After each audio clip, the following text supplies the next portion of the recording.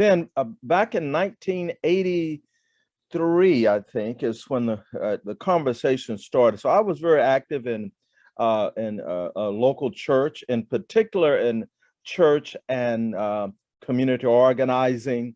Did a lot of kind of public speaking as a organizer, and a co-worker. I was working with the Texas Employment Commission, and a co-worker by the name of Terry Lambert. We both were veterans and worked in the Veterans Representative area with employment. And he had two friends from his church. He was with the Church of the Nazarene, and two seminary students, Brian Stone and David Sabine, were kind of going to different churches and talking about a vision, a project that they had in mind. It was kind of like a storefront community involvement with church, faith ministry. And Terry was there, he heard about it.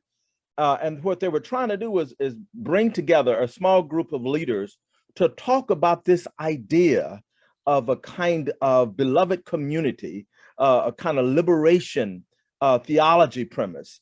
And so Terry thought of me. He connected me with Brian and David. We had lunch, and the more we talked, the more this vision came into being, at least in our minds. So later that year, we began to frame the makings of a nonprofit by the name of Liberation Community, a 501c3, and a church of the Nazarene called Liberation Community Church. And so we had a storefront right on Rosedale across the street from Texas Wesleyan. That was kind of the beginning.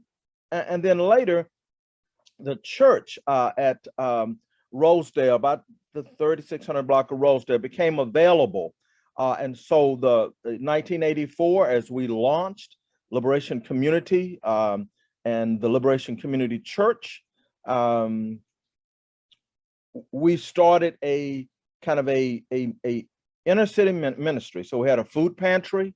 We did a number of forums. We started a Bible college, and our focus was liberation theology, kind of the practical application.